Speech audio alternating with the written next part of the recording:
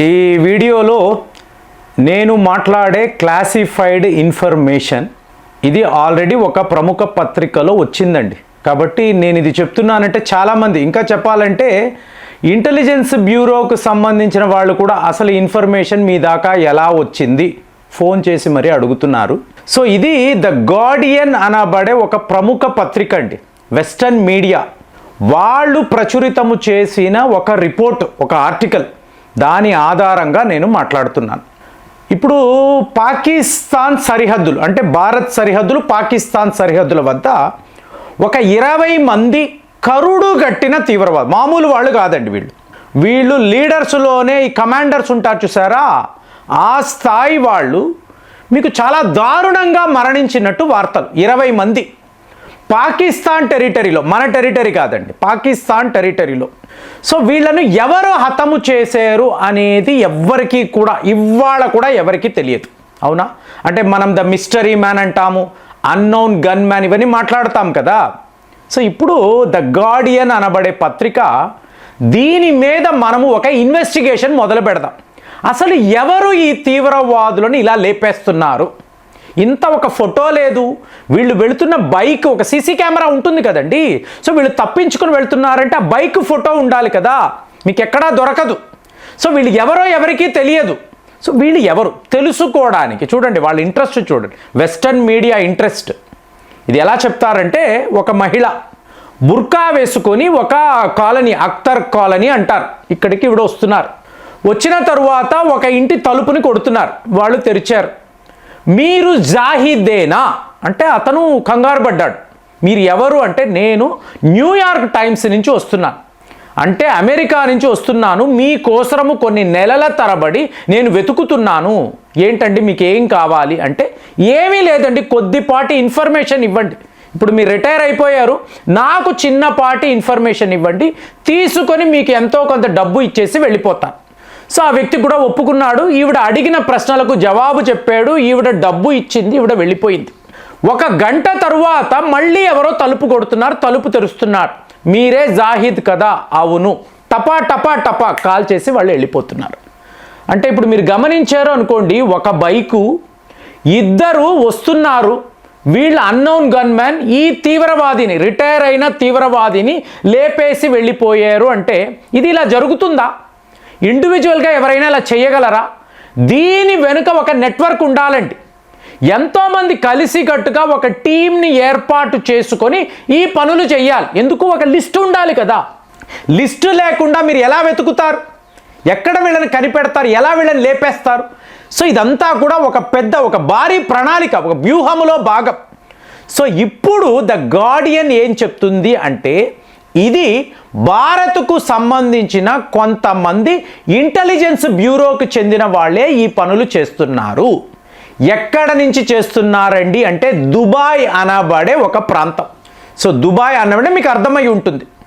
అక్కడ పాకిస్తాన్ ప్రజలు ఎక్కువ మంది ఉంటారు, భారతీయులు కూడా ఎక్కువ ఉంటారు. అంటే గత 3 ఏళ్ల నుంచి కూడా ఈ ప్రయత్నాలలో ఇండియన్ అఫీషియల్స్ ఉన్నారు అని వీళ్ళు రిపోర్ట్ చేశారండి. పుల్వామా దాడులు జరిగిన తరువాత ఇది వీళ్ళ పనే, అంటే జైషీ మహమ్మద్ వాళ్ళే పనులు చేశారు. సో మనము దోషేర్ అంటాం కదా. సో పలానా పలానా వాళ్ళు ఇక్కడెక్కడ ఇలా జరిగింది, ఫోటోలు, ఆధారాలు అన్నీ మనం పాకిస్తాన్కి సమర్పిస్తున్నాం. దీనిని తీసుకువెళ్ళి ఐక్యరాజ్య సమితిలో ఇస్తున్నాం. సో అంతా చూస్తున్నారు. కానీ పాకిస్తాన్ ఏం చెప్తుంది? వీళ్ళు మా దేశంలో లేరండి. ఇప్పుడు దావూద్ ఇబ్రహీం ముంబై దాడులు చేశాడు కదా, అంటే మీకు 2008 ముంబై దాడులు, దానికి ముందు కూడా దావూద్ ఇబ్రహీం మా దేశంలో లేడు, ఒక పచ్చి అబద్ధాన్ని వాళ్ళు చెప్తారు. ఇప్పుడు మనం ఏం చేయాలండి చెప్పండి? భారత్ ఏం చేయాలి? మోదీ గారు ఏం చెయ్యాలి? సో పుల్వామా దాడులు జరిగిన తరువాత ఇండియన్ వార్ రూమ్లో మీకు అజిత్ దోవెల్ గారు, జైశంకర్ గారు, రాజ్నాథ్ సింగ్ గారు, అమిత్ షా వీళ్ళందరూ కూర్చొని ఇలా కాదు, సో వీళ్ళకి మనం వెళ్ళి ఎవిడెన్స్ అంటున్నాము, అడ్రస్లు అన్నీ ఇస్తున్నాం, పాకిస్తాన్ వాడు వీళ్ళు లేనే లేరు అంటున్నాడు, ఫోటోలు చూపిస్తున్నాం, కరాచీ ర్యాలీలో వాడు కనిపిస్తున్నాడు కదా అంటే వాడు వీడు కాదు, ఇది మార్పు చేశారు. ఇలాగే సో ఈ నాటకాలను, ఈ అబద్ధాలను ఎంతకాలం మీరు ఉపేక్షిస్తారు? చైనా వాడు వాడికే సపోర్టు, అమెరికా వాడు వాడికే సపోర్ట్. మరి మనం ఏం చెయ్యాలి? మనం ఏమైనా చేతకాని వాళ్ళమా? ఏం చెయ్యాలి ఇలా కాదు అని వీళ్ళు దుబాయ్లో ఒక నెట్వర్క్ తయారు చేశారండి. తయారు చేస్తాం చూసుకోండి ఫ్రెండ్స్, ఇది రా ఏజెంట్ల పని కాదండి. రా ఏజెంట్లు ఉంటారు, వాళ్ళ పని అయితే కానే కాదు.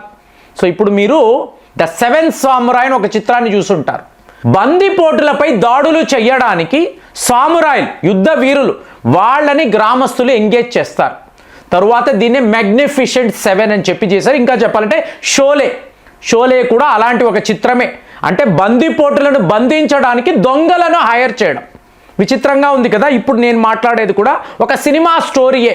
సో ఇప్పుడు దుబాయ్లో పాకిస్తాన్ అంటే నచ్చని వాళ్ళు ఎంతోమంది ఉంటారు. అంటే పాకిస్తాన్ సైన్యము వలన నష్టపోయిన వాళ్ళు ఎంతోమంది ఉంటారు. సో వాళ్ళను ఎవరు అని మన వాళ్ళు గుర్తించారండి. స్లీపర్ సెల్స్ అంటారు. మామూలుగా వీళ్ళు వ్యాపారం చేసుకుంటారు లేదా ఉద్యోగాలు చేసుకుంటూ ఉంటారు. ఆ పని అన్నప్పుడు వీళ్ళు యాక్టివేట్ అవుతారు. సో అలాంటి ఒక నెట్వర్క్ని మన రా ఏజెంట్లు సిద్ధము చేశారు. సో చేసి వాళ్ళకి కావలసిన డబ్బు, ట్రైనింగు, ఆయుధాలు. ఫ్రెండ్స్ ఇదంతా నేను చెప్తున్నాను అనుకోవద్దండి.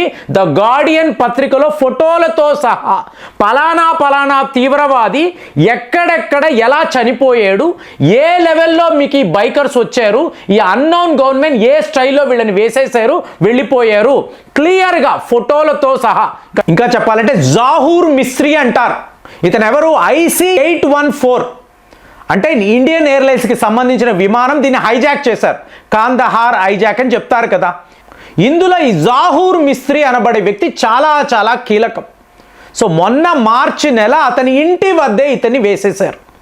అంటే మీకు ఎప్పుడండి 1999లో ఈ హైజాక్లో ఇన్వాల్వ్ అయిన తీవ్రవాది ఈ 2025లో మరణిస్తున్నాడు. ఈ నెగోసియేషన్స్ అంతా ఎవరు చేశారో మీకు తెలుసా? అజిత్ దోవెల్ గారు. అంటే ఆ తీవ్రవాదులతో కూర్చొని మాట్లాడి ఇలా కాదు, మాకు మా దేశ పౌరులు ముఖ్యమని చెప్పి ఆ కరుడు గట్టిన తీవ్రవాదులను విడిచిపెట్టాం. మరి ఇవాళ వీళ్ళందరినీ వెతికి ఎలా వేటాడుతున్నాం?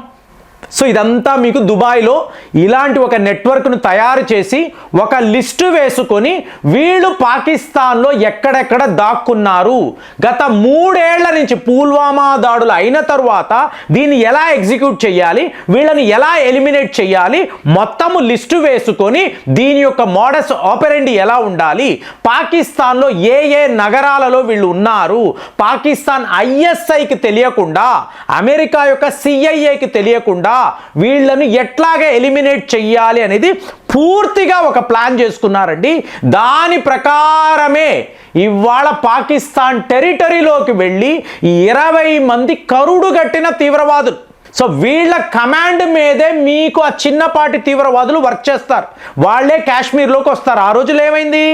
కాశ్మీర్లో ఉండే లోకల్స్ను తీవ్రవాదులుగా మార్చారు.